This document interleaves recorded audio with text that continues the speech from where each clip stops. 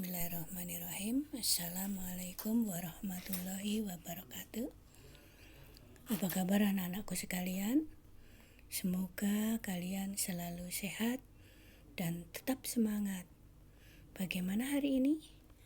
Kalian sudah siap untuk mengikuti pembelajaran daring? Gitar dipetik, merdu bernada, mengalun indah tembang kenanga. Giat belajar selagi muda, agar tidak menyesal di hari tua. Baik anak-anakku sekalian, seperti biasa, awali pembelajaran kali ini dengan terlebih dahulu berdoa. Berdoa mulai.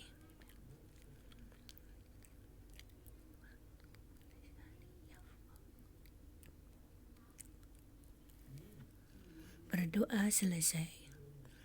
Semoga yang kalian pelajari kali ini bermanfaat bagi kehidupan kalian sehari-hari. Amin, amin ya rabbal alamin. Pada pembelajaran sebelumnya, kita sudah mempelajari dan membahas, meringkas, menyimpulkan, dan menanggapi isi berita. Nah, anak-anak sekalian, untuk pertemuan kali ini, kita akan mempelajari struktur berita, kaidah-kaidah kebahasaan, menulis serta menyajikan berita. Adapun tujuan pembelajaran kali ini mengenai 1. Menganalisis struktur teks berita. Meliputi kepala berita, tubuh berita, dan ekor berita. 2. Menganalisis kaidah-kaidah kebahasaan, bahasa baku dan tidak baku. Selanjutnya, menyajikan data informasi dalam bentuk berita secara lisan dan tulis dengan memperhatikan struktur kebahasaan. Selanjutnya anak-anakku sekalian, perhatikan struktur teks berita berikut ini. Ada judul, kepala berita, tubuh berita, dan ekor berita. Judul, setiap berita harus mempunyai judul karena judul menggambarkan inti berita terpenting. Judul hendaklah ditulis, dibuat menarik, ditulis secara singkat, padat, dan jelas. Kepala berita atau sering disebut dengan teras berita. Kepala berita merupakan bagian awal atau paragraf awal dari sebuah berita. Bagian ini adalah bagian yang terpenting. Di dalam teras berita terangkum inti dari keseluruhan berita. Biasanya pada teras berita terdapat 4W atau adiksi. Apa, di mana, kapan, siapa. Tubuh berita. Bagian ini merupakan kelanjutan dari kepala berita yang dinarasikan lebih rinci tentang kronologi dari peristiwa yang diberitakan. Biasanya pada bagian ini isi lebih menjelaskan jawaban mengapa dan bagaimana. Selanjutnya, ekor berita atau kaki berita. Pada bagian ekor berita atau kaki berita dicantumkan berbagai data yang tidak terlalu penting. Misalnya, daftar nama korban pandemik corona. Jika dihilangkan oleh editor, tidak terlalu berpengaruh terhadap substansi atau pokok permasalahan berita. Perhatikan contoh berita berikut ini. Ada judul, ada teras berita, ada tubuh berita, dan ada ekor berita. Silakan kalian membacanya. Ibu lanjutkan lagi anak-anakku sekalian, anak-anak yang cantik dan ganteng, yaitu kaidah kebahasaan teks berita. Kaidah kebahasaan yang digunakan dalam teks berita sebagai berikut. 1. Menggunakan bahasa baku. 2. Menggunakan kalimat langsung. 3. Menggunakan konjungsi bahwa. 4. Menggunakan kata kerja mental. 5. Menggunakan keterangan waktu dan tempat. Dan yang keenam terakhir, menggunakan konjungsi temporal.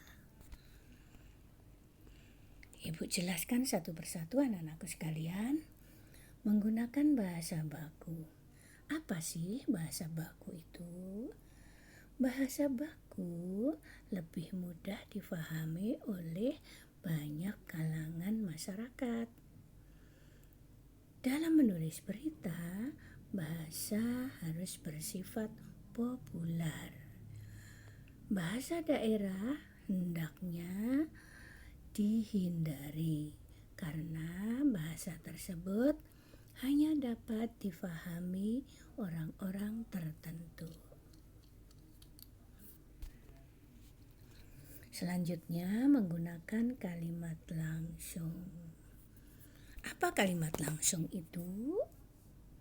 Kalimat langsung adalah kalimat yang merupakan kutipan langsung dari pembicaraan seseorang yang sama persis seperti apa yang dikatakan pembicara.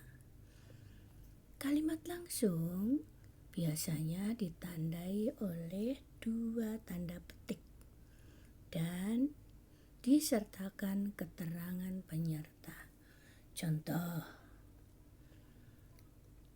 saya ingin menumbuhkan minat baca untuk anak sekolah, mahasiswa, dan siapapun penumpang yang gemar baca, silakan, kata Udin angkot. Selanjutnya, pemakaian konjungsi bahwa. Penggunaan konjungsi bahwa berfungsi sebagai penerang kata yang diikutinya. Hal ini terkait dengan pengubahan bentuk kalimat langsung menjadi kalimat tidak langsung. Contoh, Udin angkot mengatakan bahwa dia ingin menumbuhkan minat baca anak sekolah, mahasiswa, dan siapapun penumpang yang gemar baca. Selanjutnya 4. Penggunaan kata kerja mental. Kata kerja mental atau kata kerja yang terkait dengan kegiatan dari hasil pemikiran antara lain memikirkan, membayangkan, berasumsi, berpraduga, berkesimpulan, dan lain-lain. Contoh, Merasa salah sasaran, seseorang penerima dana BLT memutuskan untuk mengembalikan dana tersebut agar dikembalikan kepada yang berhak. Selanjutnya, menggunakan fungsi keterangan waktu dan tempat. Penggunaan fungsi keterangan waktu dan tempat sebagai konsekuensi dari kelengkapan dan suatu berita yang mencakup unsur kapan dan di mana. Contoh, gempa bumi terjadi pada hari Selasa 7 Juli 2020 di Laut Jawa, Jepara, pagi hari pukul 05.55 waktu Indonesia bagian Barat. Yang keenam, menggunakan konjungsi temporal. Konjungsi temporal adalah konjungsi atau kata hubung yang dapat menerangkan hubungan keterangan waktu dari dua hal atau peristiwa yang berbeda. Kata ini termasuk kata hubung yang sangat karena berkaitan dengan keterangan waktu. Kemudian selanjutnya setelah, sejak, awal, akhir.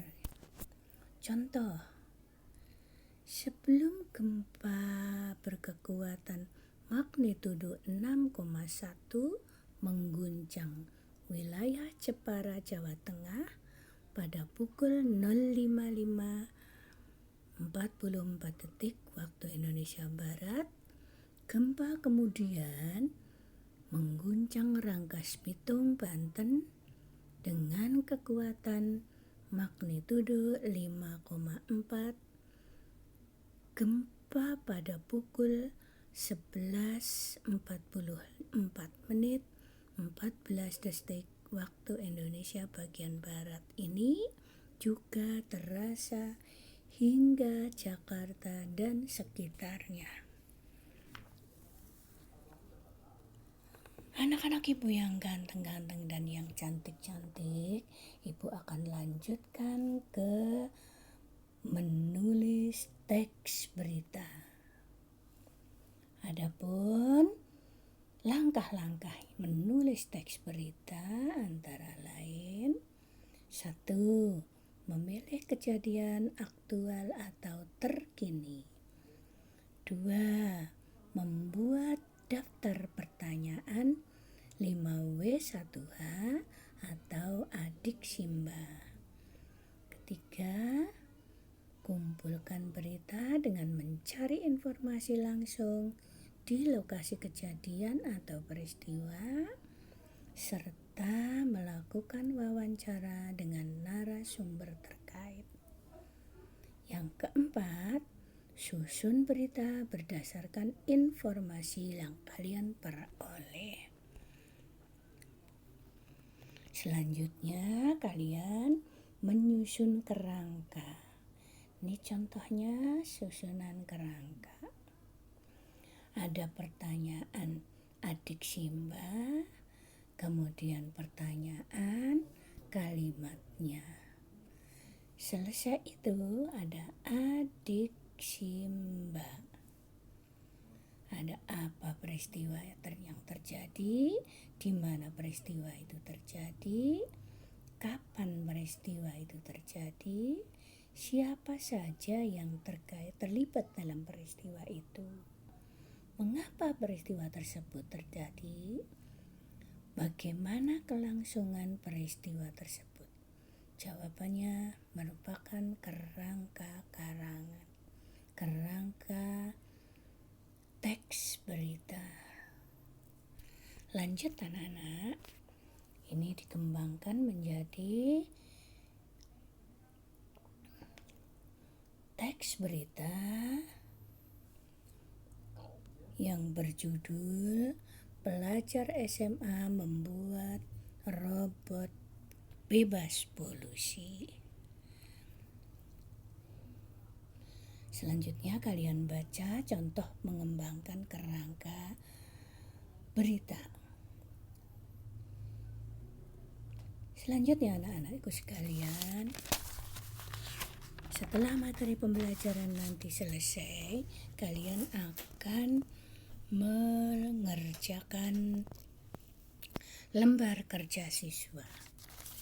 Anak-anakku sekalian, sampai di sini dulu perjumpaan kita pada pembelajaran bahasa Indonesia tentang struktur dan kaidah-kaidah serta menulis teks berita. Makan lele pakai sambal terasi, nasinya uduk, gurih dirasa. Hai pelajar, jadilah anak berprestasi, wujudkan potensi tunas harapan bangsa. Sukses selalu. Wassalamualaikum warahmatullahi wabarakatuh.